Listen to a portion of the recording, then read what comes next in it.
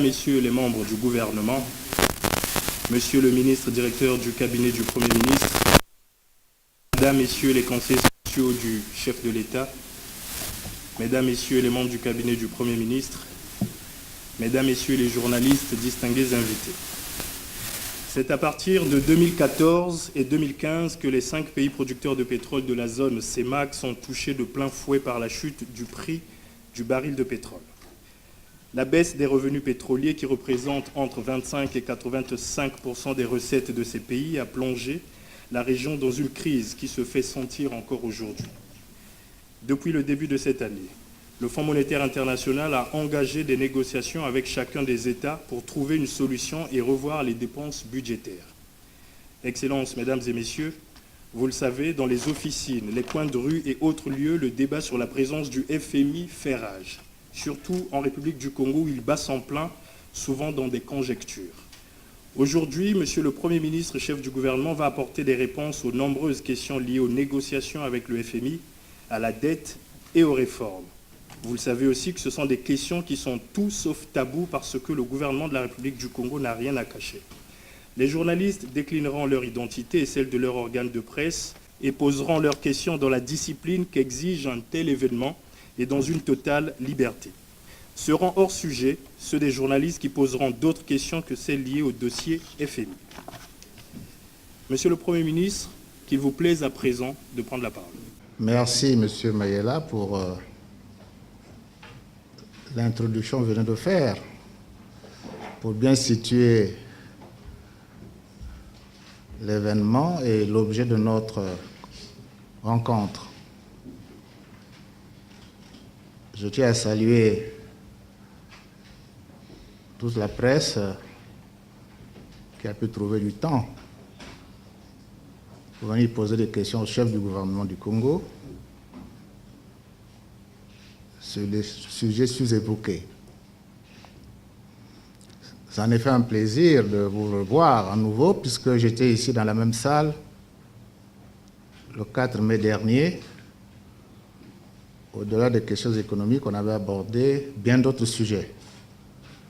Donc, je suis tout à fait disposé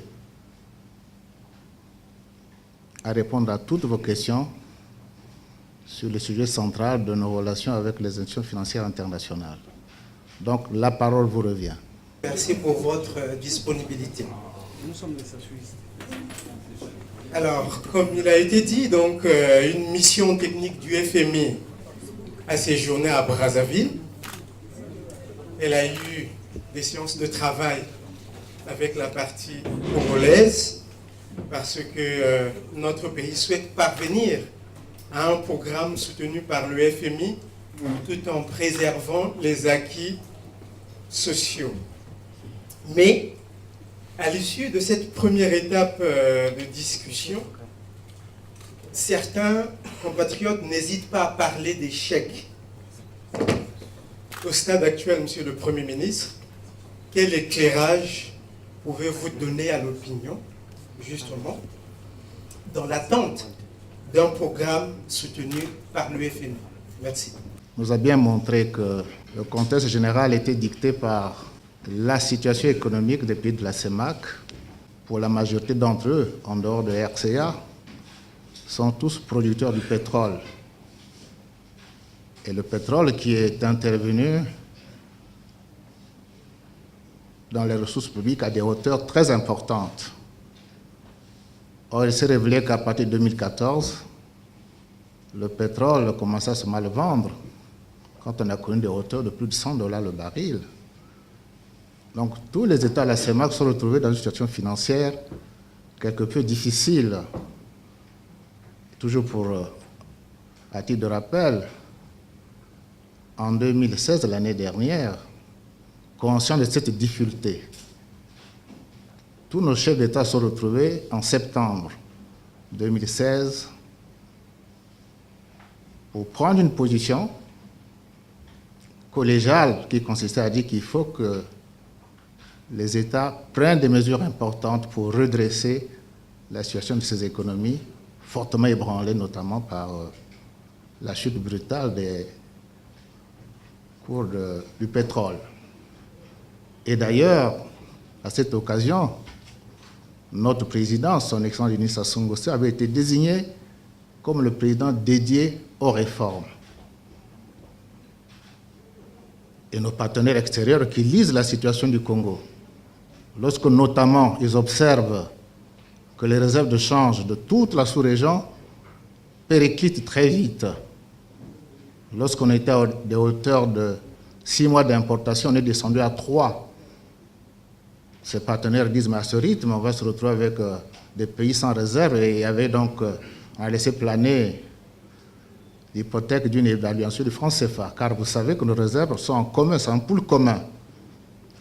Cela va interroger Madame Lagarde, directrice générale du Fonds monétaire. Ça s'est passé en décembre 2016 à Yaoundé. Réunion au cours de laquelle les chefs d'État à nouveau disent à Madame Lagarde que nous avons déjà pris conscience par nous-mêmes de la situation et que nous voulons régler nos problèmes. Mais compte tenu des incidences liées au contexte extérieur, justement de la zone, je crois que le Fonds monétaire a manifesté sa volonté d'appuyer les États quand on voyait la nature des déséquilibres et leur profondeur, et surtout le rythme que prenait la dégradation de cette situation. C'est là où intervient le Fonds monétaire dans le rôle en tant qu'institution naturelle dont la mission est de venir à la rescousse des États qui ont des difficultés, notamment de balance de paiement. Et c'est le cas pour nos différents États. Donc, ce que nous avons vécu il y a 1 semaine et demie, ou 1 semaine, la présence du Fonds monétaire chez nous, c'est tout à fait quelque chose de normal. Puisque j'y étais déjà ici, là. Dernier passage, je crois, c'est en juillet, où nous avons engagé déjà les contacts avec eux, la revue normale qu'ils font dans tous les États membres. Avec ce partenaire, nous avons déjà convenu qu'il était difficile au Congo par lui-même de retrouver tous les équilibres sans l'appui du Fonds monétaire. J'ai dit, c'est son rôle. C'est dans ce contexte. Conscient que nous, on avait 2 élections dans le pays, on a demandé à nos partenaires de nous laisser le temps de finir avec les élections, ce qui a été fait. Dès qu'on a fini les élections, il fallait renouer langue avec cette institution. Et le déclencheur est venu, le chef de l'État lui-même, qui, à la faveur d'un déplacement à New York, aux assemblées annuelles, il a pris en côté Mme Lagarde pour lui demander d'envoyer une mission à Brazzaville. C'est là le déclencheur. Le renouer avec le Fonds pour discuter en profondeur des questions qui concernent la situation macroéconomique du Congo. Donc cette mission qui est venue ici, du 25 septembre au 4 octobre, d'une dizaine de jours, elle avait pour feuille de route discuter des questions de gouvernance, c'est-à-dire toutes les politiques publiques s'assurer que c'est fait avec une certaine lucidité, une certaine efficacité, et par ailleurs discuter dans ce qu'on pourrait appeler le talon d'Achille, la dette du Congo, à quelle hauteur se situait et quel était son niveau par rapport à notre richesse nationale. Donc voilà les sujets qui ont entouré tous les débats qu'il y a eu avec cette délégation, qui a rencontré beaucoup de partenaires, à commencer par les partenaires publics. Quand vous lisez le communiqué final, de notre point de vue, je crois qu'ils ont eu les informations qu'ils voulaient avoir, ils ont eu les contacts avec toutes les administrations, les autorités publiques, voire privées, la société civile, les diplomates. Et ce qui nous revient, c'est que les contacts étaient de très bonne facture. Au niveau de l'État, toutes les informations souhaitées, ils les ont obtenues. Les contacts qu'ils ont voulu avoir avec tous les autres partenaires ont été faits dans les délais convenus. Je crois qu'il y a un passage dans le communiqué qui dit que, globalement, on a eu de très bons contacts. Et c'est l'occasion pour moi de féliciter tous nos experts qui, pendant ces 10 jours, ont travaillé souvent très tard pour décortiquer les chiffres. Parce qu'avec le Fonds monétaire, il faut faire des consultations avec leur siège. Compte tenu du décalage, leur arrivée de travailler jusqu'à 3 heures du matin.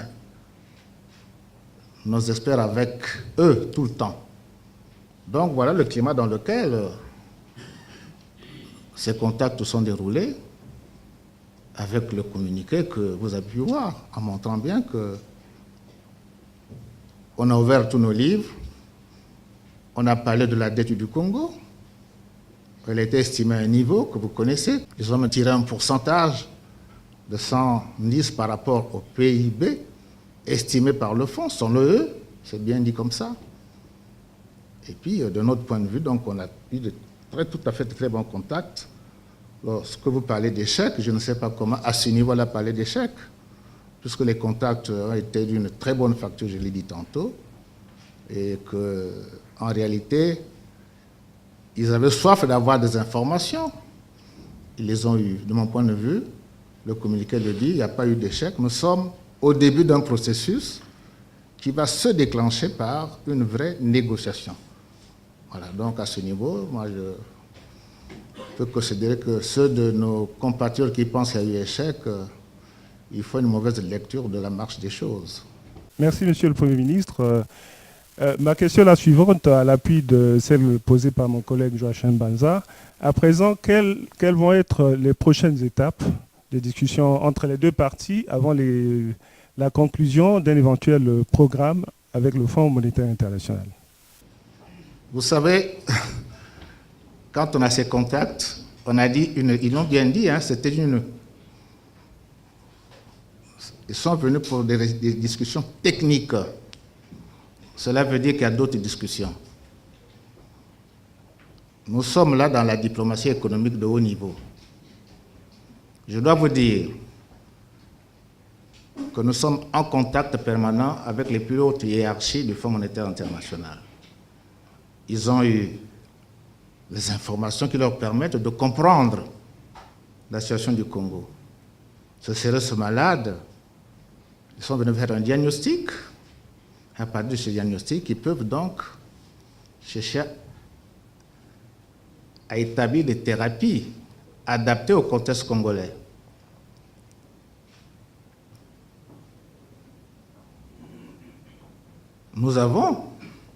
Puisque nous avons une urgence à signer avec le Fonds monétaire international, nous leur avons demandé de venir dans les meilleurs délais. Meilleurs délais, ce n'est pas une date précise, mais ça devait se faire dans les meilleurs délais. Surtout que nous avons la contrainte de discuter avec eux de ce que sera notre budget 2018. Donc nous attendons simplement que la délégation revienne, cette fois-ci pour effectivement discuter du programme. Qu'est-ce qu'un programme? C'est une feuille de route que le Congo met en place, mais soutenue par la communauté internationale.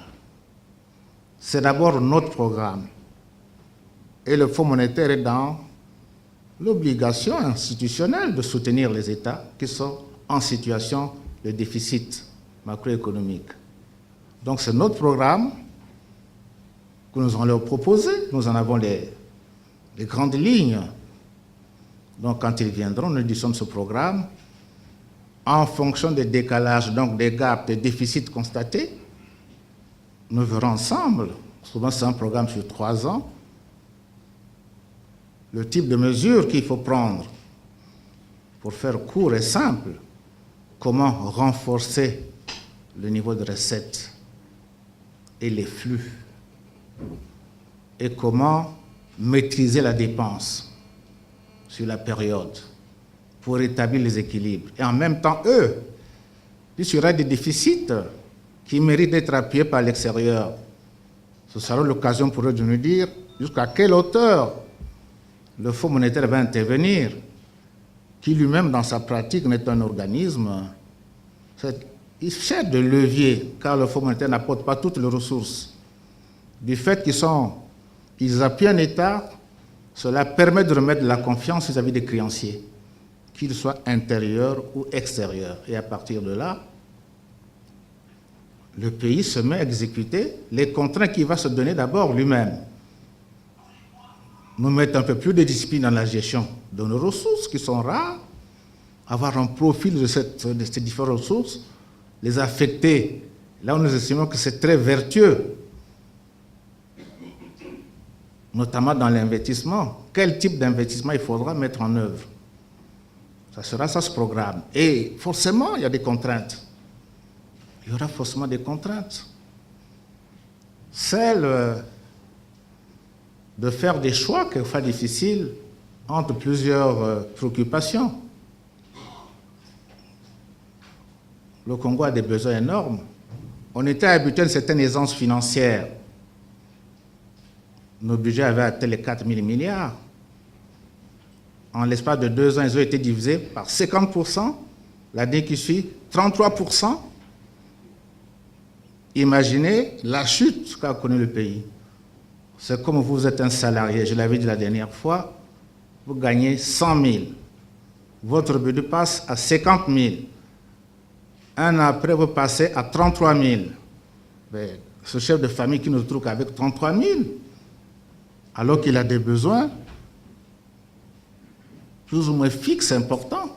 Loyer, se nourrir, se soigner. Quand on arrive en tel contexte, c'est extrêmement difficile, donc c'est très douloureux. Ce chef de famille qui n'a que 33 000, il fait quoi? Il est obligé de tendre la main